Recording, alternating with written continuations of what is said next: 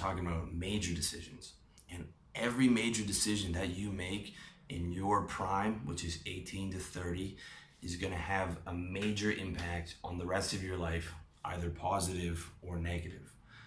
And that's why it's so important to make the right decision, because the wrong decision costs you with compound interest for the next 5, 10, maybe the rest of your life.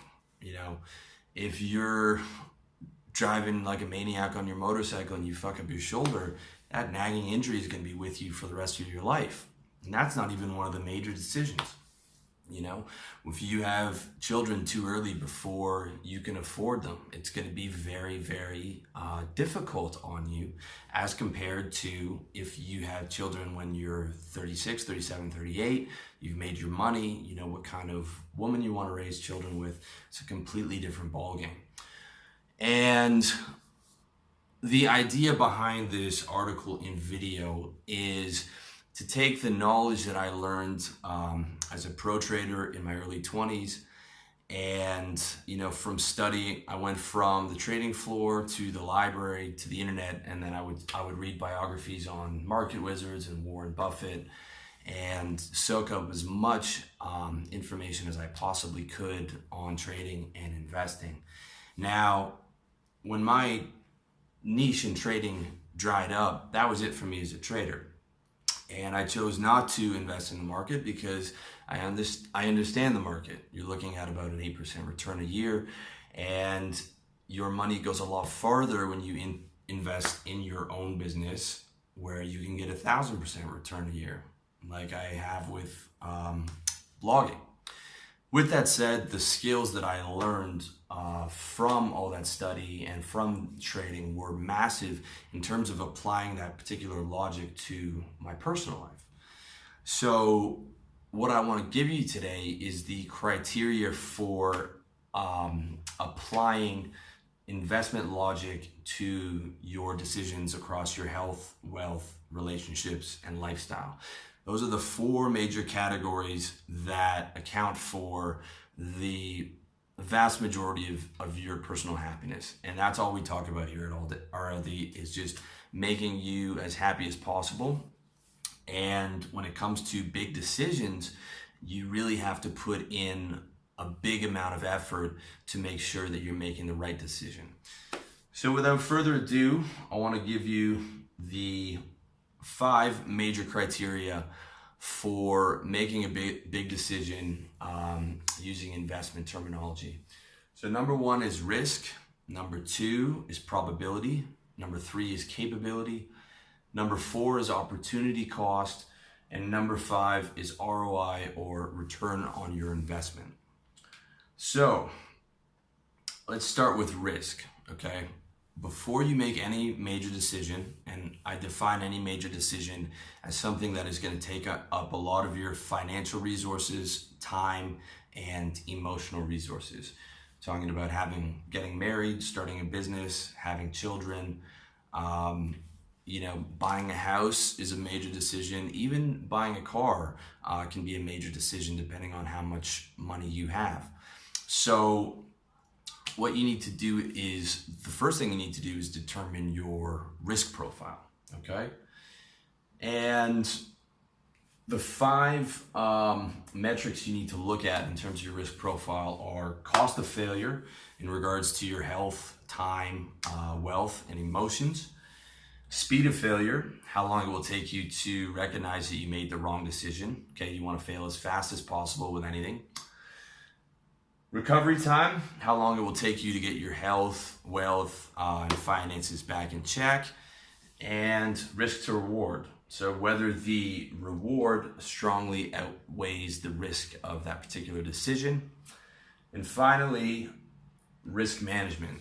Is there any way to mitigate or lower the risk on this particular decision? So don't think that you're going to be able to find the perfect decision.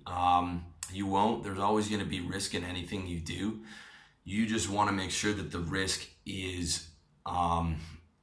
makes sense for what you're going to be getting out of it. And if you can handle the fucking hit, even if the reward is huge, if you can't take the hit and it's going to put you into bankruptcy, then That's not a decision that you can probably make.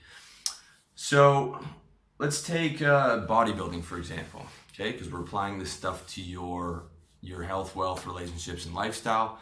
So let's say you want to build your lean genetic potential, and you want to max that out. It's going to take you about 3 to 5 years. And depending on how good your genetics are, you're looking at about 35 to 50 pounds of lean muscle. 50 pounds being exceptionally good genetics. More likely it's going to be 35 to 43, 45 pounds of muscle. And you're going to need to lift smart. You're going to need a dedicated training plan. You're going to need to eat enough, and you're going to need to get good sleep. And you're really gonna have to push yourself in the gym. You have to give 110% on every set, trying to break your personal best. Okay, so here's how your risk profile looks on maxing out your lean genetic potential. And this is a big decision because it's going to take up a lot of your time. Working out is a lifestyle, and there's no other way. It's not going to take a ton of your finances, but it's going to take a ton of energy and time, and it's a big commitment. A lot of people think, it's not, and you can just get in shape and you're going to go hard for 6 months. It's not like that. It's a lifetime commitment. So, cost of failure, negligible, unless you are lifting like an idiot. If you want to see a lifting plan, check out the body category on my site, revolutionarylifestyledesign.com. That'll give you a really safe, controlled lifting plan. I haven't been injured, God willing, in maybe 7 or 8 years once I switched over to that. So your health risk is very small. Cost of failure is small. Speed of failure is short, 1 to 6 months, because that's when most guys quit. Guys that make it past the 6-month mark are probably going to stay in the gym and keep at it as a lifestyle. Recovery time, negligible. Okay. Risk to reward, very good. Reward is you get a great body. The risk is you get a small injury if you are not lifting correctly. And risk management, the way you manage your risk is you lift with perfect form. You are perfectly in control of every movement. You don't lift too frequently, 2 times a week, 3 at the most, and you lift in brief periods, no more than 35, 40 minutes at the gym. But when you're there, you go high intensity, and that's going to keep you from getting injured. So your risk profile on maxing out your natural genetic potential is very good. Now, let's compare that to your risk profile for becoming a competitive bodybuilder.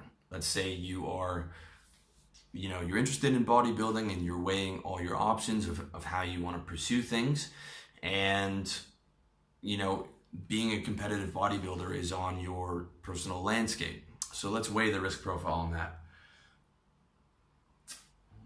You're looking at, to compete at the level these days, you're looking at like 120 pounds of muscle to be an elite level competitor, which is a massive amount of muscle.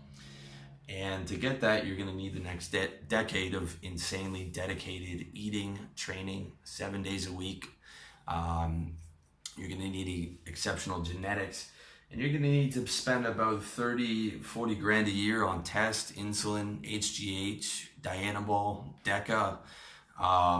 Some of these guys are taking inhalers, like God knows what. I don't even know probably half the stuff they're taking. IGF-1. It's going to cost you a fortune, and you need to take a massive amount of potentially very dangerous drugs.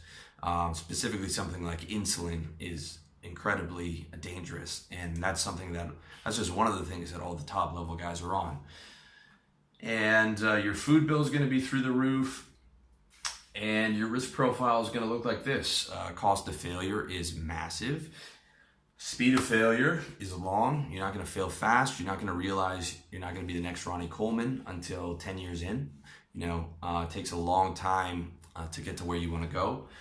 Recovery time is long, if any. You could die from the amount of drugs that these guys are taking. Bodybuilders are dying all the time from the stuff they're on.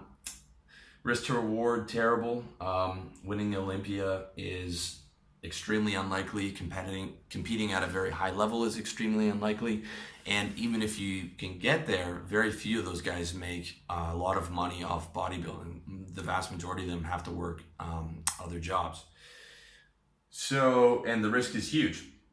Risk management, it is not possible because you have to take way too many drugs and you have to be in the gym 7 days a week, and you can't manage your risks. It's not possible. So you can see that your risk profile for becoming an elite level bodybuilder is horrendous. That's not a decision that I could advise anybody to make. Don't get me wrong, I'm not a hater. I have a ton of respect for guys who are willing to dedicate themselves to anything. And those guys are incredibly tough and work incredibly hard, and more power to them. But as a guy who specializes in lifestyle design and trying to make your life as happy as possible, I can't advise it. Worked out for some guys, the real elite like Jay Cutler, who's been able to make a lot of money off his physique, and he's been able to handle the drugs and stay healthy. But you got to look at the next 30 years of that guy's life to see if any of that stuff comes back against him, which I hope it doesn't. But that's a very rare exception to the rule. So that's an idea of how to determine your risk profile.